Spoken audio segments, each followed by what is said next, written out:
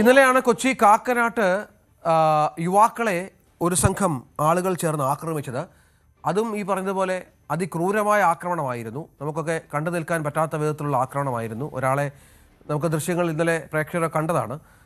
വണ്ടി സൈഡ് കൊടുക്കാത്തതുമായി ബന്ധപ്പെട്ട് ഉള്ള തർക്കമാണ് ഈ ആക്രമണത്തിലേക്ക് എത്തിച്ചത്. പിന്നീട് ഇപ്പോൾ അക്രമികളെ തിരിച്ചറിഞ്ഞു എന്ന വിവരങ്ങളാണ് ഏറ്റവും പുതുതായി പുറത്തു വരുന്നത്. കളമശ്ശേരി സ്വദേശി ഷെഫിൻ, പൂക്കാട്ടുപടി സ്വദേശി ഫഹദ്, കോഴിക്കോട് സ്വദേശി ബെന്നി എന്നിവരാണ് പ്രതികൾ എന്നിപ്പോൾ മനസ്സിലാക്കിയിട്ടുണ്ട്. ഏതായാലും കാറ് കേന്ദ്രീകരിച്ച് നടത്തിയ അന്വേഷണമാണ് ഈ പ്രതികളിലേക്ക് പോലീസിനെ എത്തിച്ചത് എന്നാണ് മനസ്സിലാക്കേണ്ടത്.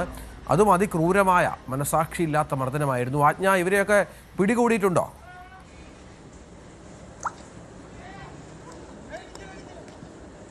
രഞ്ജിത്ത്, ഇവരെ പിടികൂടിയിട്ടില്ല. ഇവർ പെരുമ്പാവൂർ അനസ് എന്ന ഗുണ്ടാതലവന്റെ സംഘത്തിൽപ്പെട്ട ആളുകളാണ്. അത് നമുക്ക് ദൃശ്യങ്ങളിൽ കാണുന്ന പോലെ കുറച്ചൊരു ഹൈറ്റുള്ള ഒരു ആള് അതിലുണ്ട്. അയാള് ഈ ഗുണ്ടാതല സംഘത്തിൽപ്പെട്ട ആളാണ്. കാപ്പ കേസ് ഉൾപ്പെടെ ചുമത്തിയിട്ടുള്ള ആളാണ്.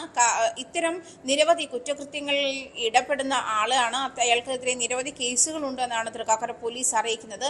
അപ്പോൾ കാപ്പ ഉൾപ്പെടെ ചുമത്തിയിട്ടുള്ള ആളാണ് ഇതിന് നേതൃത്വം നൽകിയിരിക്കുന്നത്. അതിലെ ആളുകളെ നിരന്തരം 3 പേരെയാണ് മർദ്ദിക്കുന്നത്. 3 പേരെയും അതിക്രൂരമായിട്ടാണ് മർദ്ദിക്കുന്ന ദൃശ്യങ്ങൾ നമ്മൾ കണ്ടത്. അതിലൊരാളുടെ തലച്ചോറിൽ ബ്ലഡ് ക്ലോട്ട് ചെയ്തിട്ടുണ്ട്. അദ്ദേഹം ഗുരുതരമായ അവസ്ഥയിൽ തന്നെയാണ് എന്നാണ് ആശുപത്രിയിൽ നിന്നും അറിയിക്കുന്നത്. കൊച്ചിയിലെ സ്വകാര്യ ആശുപത്രിയിലാണ് നിലവിൽ പ്രവീൺ എന്ന് പറയുന്ന അച്ചു ഉള്ളത്. അച്ചുവിൻ്റെ നില അല്പം ഗുരുതരമാണ്. എന്നാലും വെന്റിലേറ്ററിൽ നിന്നും രാവിലെ മാറ്റിയിട്ടുണ്ട്.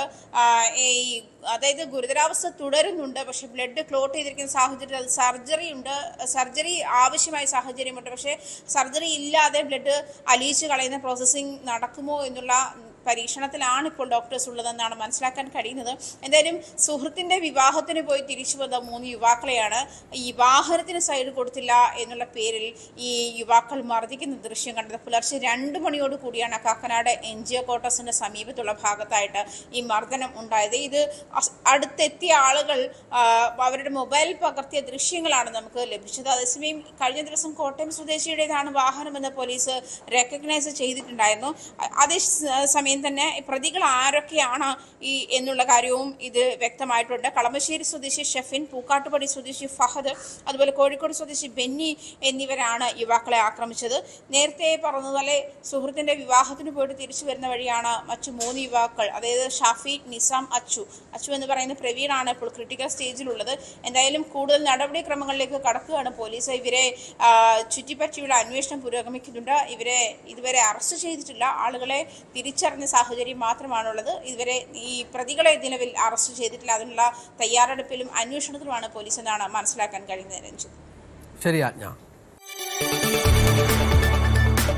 കൂടുതൽ വാർത്തകൾക്ക് news 18 Keralam YouTube channel subscribe ചെയ്യുക.